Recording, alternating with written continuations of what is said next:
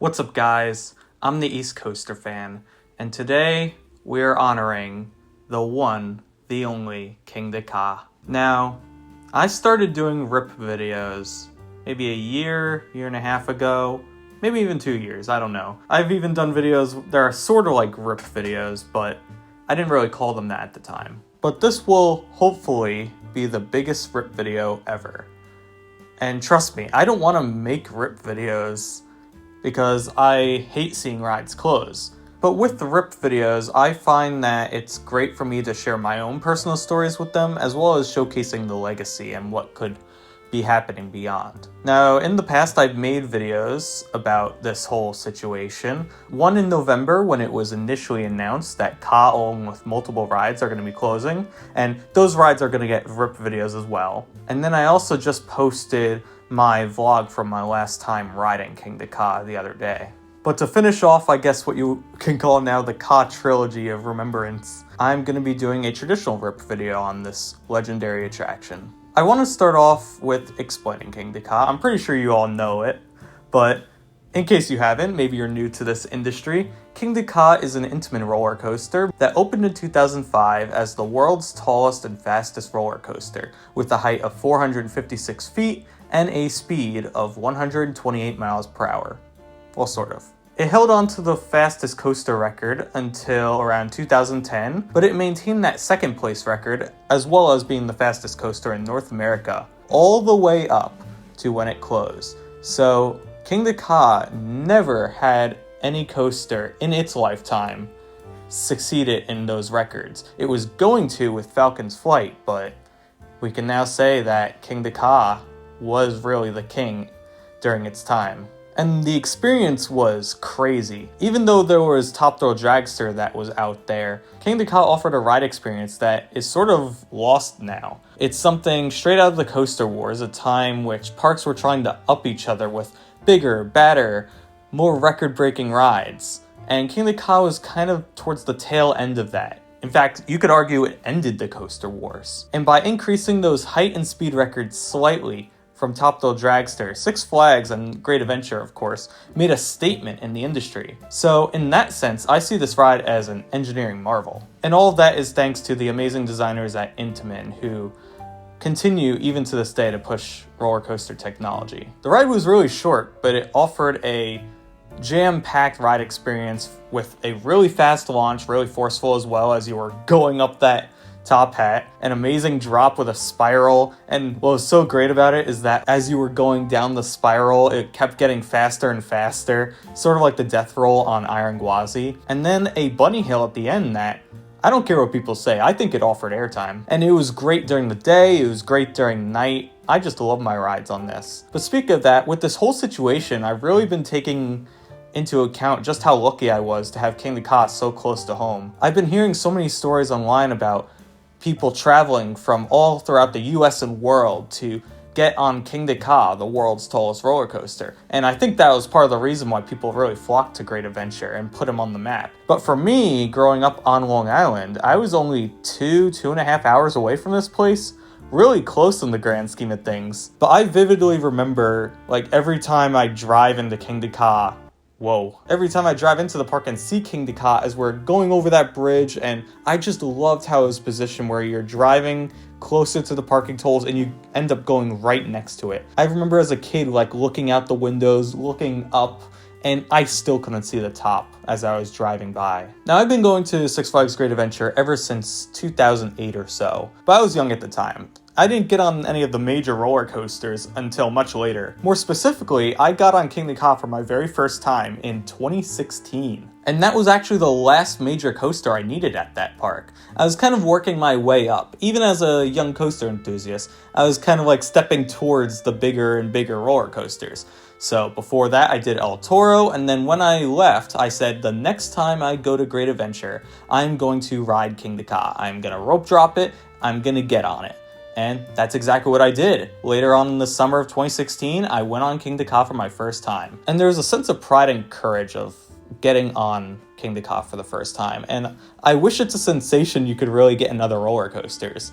But the fact that, you conquered the world's tallest and fastest coaster in North America, gave you a feeling like none other. I was on top of the world after that ride, and I know this is sort of a cliche with Kingda Ka, but it's true that after Kingda Ka, there isn't really many roller coasters you fear going on. I don't know. It's just something that once you do Kingda Ka, you kind of have a sense that you could do anything. And there were many times throughout the years that I'd have memorable experiences with Kingda Ka. One of those was shortly after that first ride, I want to say in like 2017 or 2018, I tried pushing the amount of times that I could ride Kingda Ka just to get a sense. And I think that day we did around 5 times in a row. After that, I had such a big headache. Even though Kingda Ka was great, the back could be shaky at times, and it wouldn't be a while actually until I did front row. That was something I always pushed off with Kingda Ka, front row ride, which seems silly in hindsight, but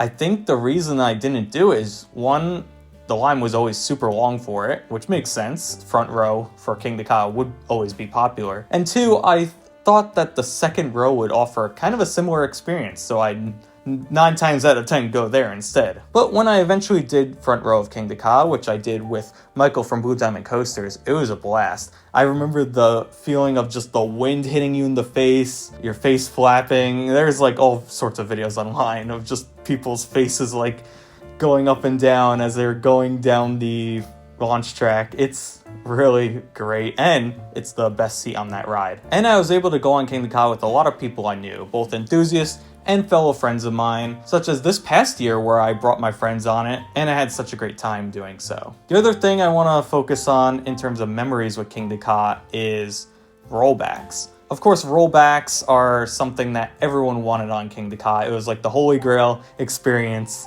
if you were lucky enough. And I was very close to experiencing a rollback. But before I talk about that, I want to mention seeing a rollback, because seeing a rollback on Ka was very exciting as well. The first one I ever saw was when I was at the park, again with Michael from Blue Diamond Coasters. We were actually on the brake run of Bizarro or Medusa, I forget what it was called at the time, and I was talking to him, and as I was talking to him, I was facing Ka, and I see it roll back. And that was something that I was very lucky to see, and He didn't believe me at the time. I swear to God, I'm not making this up. As I was leaving the park, I see another one. So, seeing 2 in the same day. And that was the last rollback I saw for a while. Up until the last day I rode Kingda Ka on November 9th, 2024. This day was great. I just released the vlog from this day, so if you haven't seen it already, be sure to do so. It was a very bittersweet day. But one of the things that happened that day, which is gonna just live with me for the rest of my life, is that I was one ride off from getting a rollback. But not only a rollback, the final rollback of Kingda Ka. That would have been so cool to say, but, you know, just something I'm gonna have to live with, I guess. At least Austin from Derail got it. I'm happy for him. Overall, Kingda Ka, after I rode it more times, I ended off with a total of 30 or 31 rides, I forget the exact number, which might seem small, but Kingda Ka was never that ride I marathon when I was at Great Adventure. Some people could do it, but after I did that like 5 rides in a row one day, I kind of just stuck to 1 or 2 in a specific set of time, and it was very rare, I feel like, that I did 3 or more in one day at Great Adventure. So it was one of those things that I did here and there, and then ended off with just over 30, which I'm still very happy with that number, because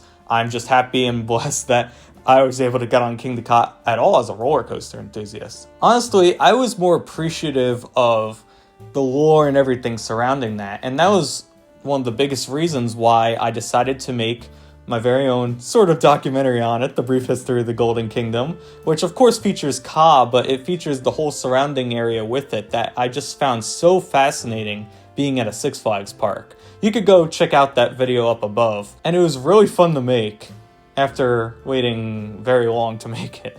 But don't worry, whenever I eventually make the next one, it should come out quicker. I find it so ironic that after I released that brief history in May, was when everything kind of just fell apart. Golden Kingdom was deteriorating, and then later that summer into Fright Fest, the rumors started. And I feel like the way I ended that video is sort of the opposite of what actually happened. Maybe I'll have to make a separate one. The brief future of Golden Kingdom, if it's still Golden Kingdom. But everything from the land, the ride, the Sofri Duo.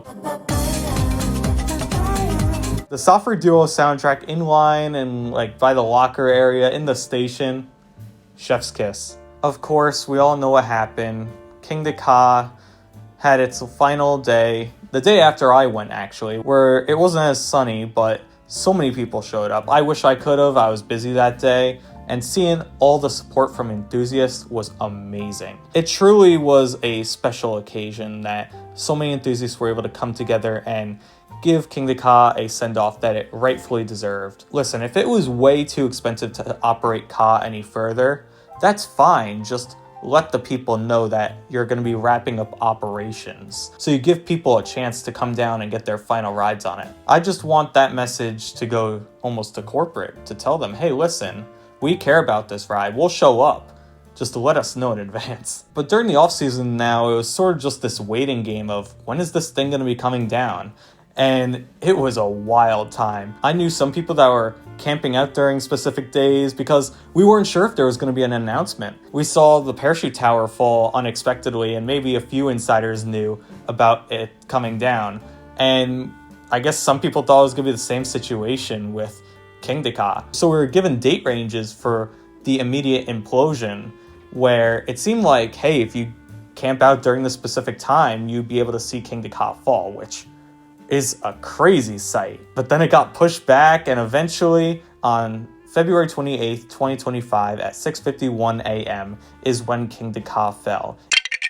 And what I've been hearing is one of, if not the largest planned steel implosion ever, which I gotta take their word for it. I can't think of another one. Even looking at other roller coaster demolitions, you see that most of them are brought down by a cable and some sort of crane or caterpillar. If you look at Son of Beast, that's what that used. Same for Wicked Twister and Firehawk. And I believe those are like the most viral roller coaster demolitions. But this video, as of right now at least, is spreading like crazy all over the place, and I don't even think it's the end. Even ABC News, national news, picked up this story, just to show you how big of a situation this is, not just for roller coaster enthusiasts like myself. So with Ka gone, it is kind of weird. I am really curious to see what it's like driving into Six Flags Great Adventure without that structure there. And opening day and a little bit after is going to be really weird at that park. I really don't know how people are going to act. Are people going to be pissed? Are people going to be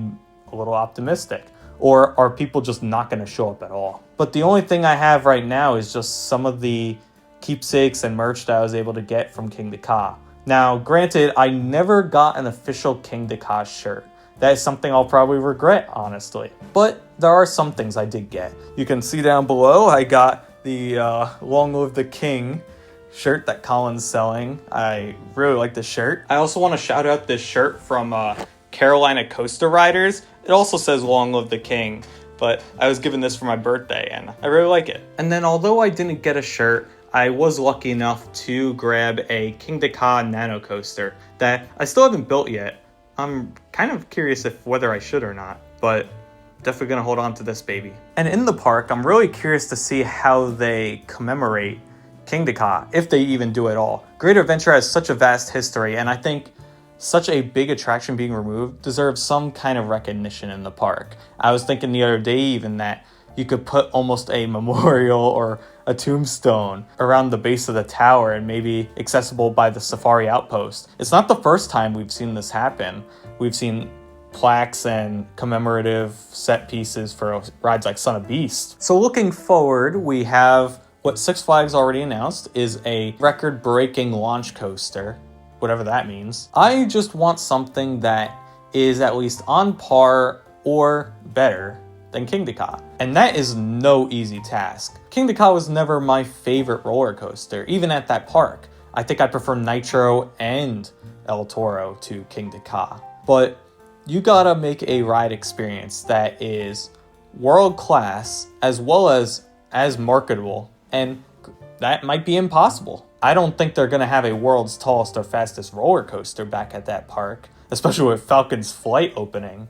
But you got to make something that draws people in. And if you don't, then why did you remove Kingda Ka? So those are some of the memories and things relating to Kingda Ka that I figured were worth bringing up. I'm sure there's a ton of other stuff that I forgot to mention.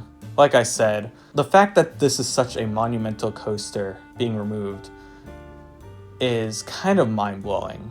I usually reserve RIP videos for the most nostalgic rides to me, whether they're good, whether they're bad. This is one that really anyone can consider nostalgic. And if you're looking at defunct roller coasters, for many people, this might be their number one defunct coaster now. For me, that's still Volcano, but I digress. And I can't really judge the whole situation of Kingda Ka being removed right now. I feel like it's one of those things where maybe 2 or 3 years from now, we can look back on this moment and determine really if they knew what they were doing or if it was not right at all. During East Coaster, Ryan, who is part of the Eastern Region social media team for Six Flags Entertainment Corporation, mentioned short-term pain for long-term gain. And I just hope that is something that reigns true as we move on from Kingda Ka and move on to the next chapter of Six Flags Great Adventure. So, with that being said, farewell, Kingda Ka. Long live the king, and may you rest in peace.